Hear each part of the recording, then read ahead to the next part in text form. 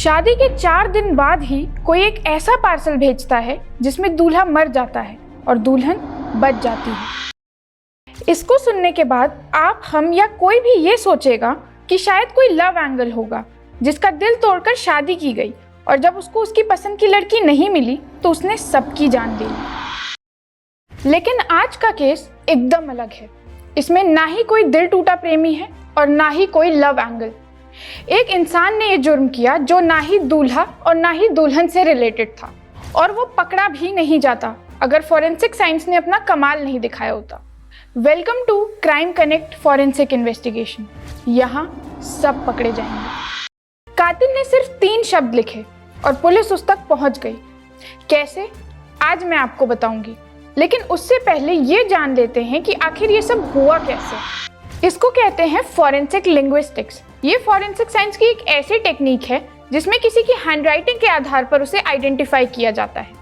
ना कोई फिंगरप्रिंट, ना कोई आई विटनेस और ना ही कोई सीसीटीवी।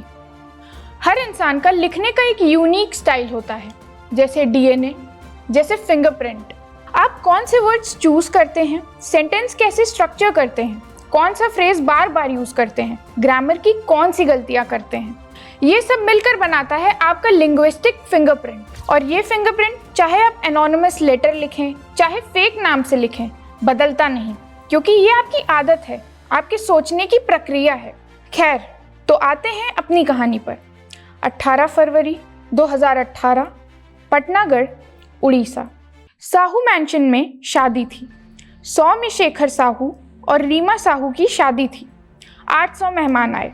सौम्य 26 साल का आईटी इंजीनियर था और उसकी माँ संजुक्ता साहू ज्योति विकास कॉलेज की प्रिंसिपल।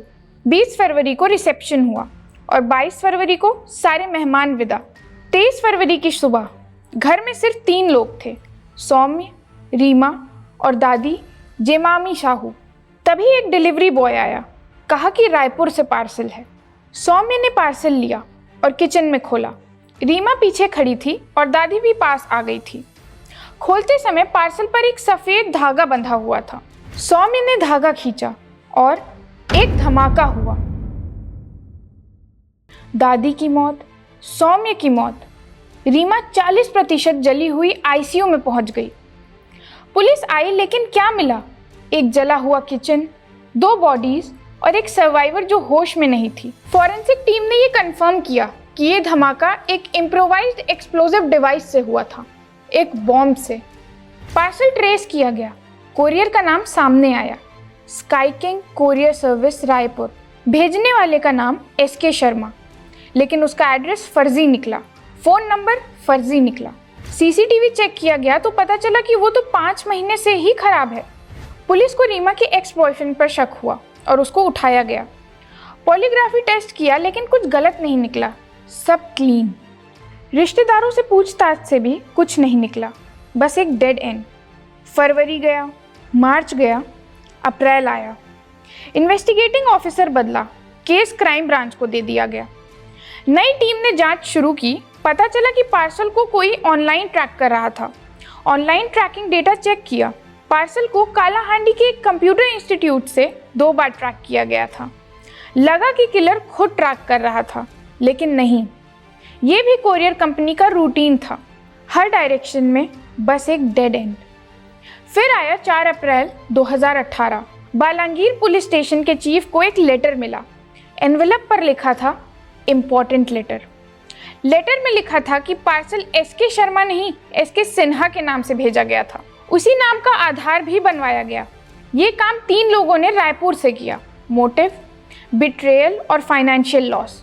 और एक और लाइन लिखी गई थी, लॉ किसी काम का नहीं, इसीलिए हमने ये कदम उठाया। पुलिस ने ये लेटर पब्लिक नहीं किया, लेकिन इन्वेस्टिगेटिंग ऑफिसर अरुण बोरा ने लेटर दोबारा पढ़ा। ये लेटर किसी आम आदमी ने नहीं लिखा था। इसकी वोकैब्युलरी, सेंटेंस कंस्ट्रक्शन और एक स्पेसिफिक फ्रेज, ये किसी एजुकेटेड फॉर्मल बैकग्राउंड वाले इंसान का था। वो फ्रेज था अंडरटेकिंग द प्रोजेक्ट। 3 शब्द जो कि पुलिस को कातिल तक पहुंचाने वाले थे। यहाँ से असली फॉरेंसिक का काम शुरू हुआ। अरुण बोहरा ने वो लेटर सौम्य की माँ यानी संजुक्ता साहू को पढ़ाया। उन्होंने वो लेटर बार बार पढ़ा और एक जगह आकर रुक गई। Undertaking the project. ये फ्रेज उन्होंने पहले भी कई बार सुना था। फॉरेंसिक लिंग्विस्टिक्स का प्रिंसिपल यही है कि हर इंसान के पास एक मार्कर फ्रेजेस होते हैं जो वो बार बार यूज करता है, बोलते वक्त और लिखते वक्त भी। यहाँ जो लिखा था अंडरटेकिंग द प्रोजेक्ट, संजुक्ता पहचान गई। उन्होंने पुलिस को बताया। ये फ्रेज पुंजीलाल मेहर बोलते थे, वो इंग्लिश लेक्चरर थे। यही उनका फेवरेट फ्रेज था। एक फ्रेज जो पुलिस के लिए बना एक पहचान, एक नाम, पुंजीलाल मेहर। 24 अप्रैल 2018 को पुंजीलाल को पुलिस ने उठाया। उसने एक बेतुकी सी कहानी सुनाई और कहा कि मैंने तो किसी को कोई लेटर नहीं डिलीवर करवाया। पुलिस ने उसका फ़ोन लोकेशन चेक किया, रायपुर जाने का कोई प्रूफ नहीं। फिर उसका लैपटॉप और फ़ोन फॉरेंसिक एनालिसिस के लिए भेजा गया। यहाँ फॉरेंसिक साइंस की एक दूसरी ब्रांच आई, डिजिटल फॉरेंसिक्स। जब आप कोई फाइल डिलीट करते हैं तो वो एक्चुअल में डिलीट नहीं होती, वो फाइल में तब भी प्रेजेंट रहती है जब तक कोई और डेटा उस फाइल को ओवरराइट ना कर दे।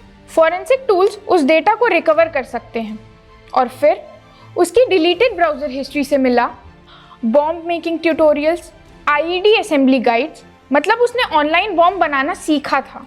फिर नंबर आया डिलीटेड व्हाट्सएप चैट्स का, जिसमें साहू कीवर्ड यूज हुआ था। डाउनलोडेड पीडीएफ मैनुअल्स भी मिले।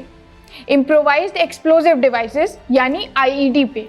वो सोचता था कि जो डिलीट किया वो चला गया, लेकिन फॉरेंसिक्स ने वो सब वापस सामने ला दिया। इसके बाद फॉरेंसिक की तीसरी जांच शुरू हुई। बॉम्ब स्क्वाड ने ब्लास्ट साइट से जो भी रेसिड्यू कलेक्ट किए थे उसके आधार पर उसकी रिवर्स इंजीनियरिंग की गई, यानी बचे हुए टुकड़ों से ये रिकंस्ट्रक्ट किया गया कि वो बॉम्ब एक्चुअली बना कैसे था। रेसिड्यू एनालिसिस में मिला दिवाली पटाखे के बारूद, decorative LED casing, micro switch, zinc chloride battery और जूट के स्ट्रिंग। ये कोई प्रोफेशनल बॉम्ब नहीं था, ये घर में बनाया हुआ आईईडी था। जब पुंजीलाल के रेंटेड हाउस की तलाशी ली गई, वही मटेरियल्स मिले, ब्लास्ट साइट के रेसिड्यू से एग्जैक्ट मैच। अब उसके पास बचने का कोई रास्ता नहीं था। उसने कबूल किया, लेकिन सवाल था कि किया क्यों? उसकी 100 में से क्या कोई दुश्मनी थी? तब उसने जो बताया वो जेलिसी की ऐसी कहानी है जो आपको कहीं भी मिल सकती है। 2014 में संजुक्ता साहू ज्योति विकास कॉलेज में आई। रूल्स के अनुसार वो सीनियरिटी में पुंजीलाल से ऊपर थी। पुंजीलाल की जगह उन्हें प्रिंसिपल बनाया गया। पुंजीलाल के लिए ये सिर्फ पोस्ट का जाना नहीं था, ये उसकी आइडेंटिटी का टूटना था। उसने संजुक्ता को परेशान किया, झूठे आरोप लगाए, दीवारों पर गंदे शब्द लिखे।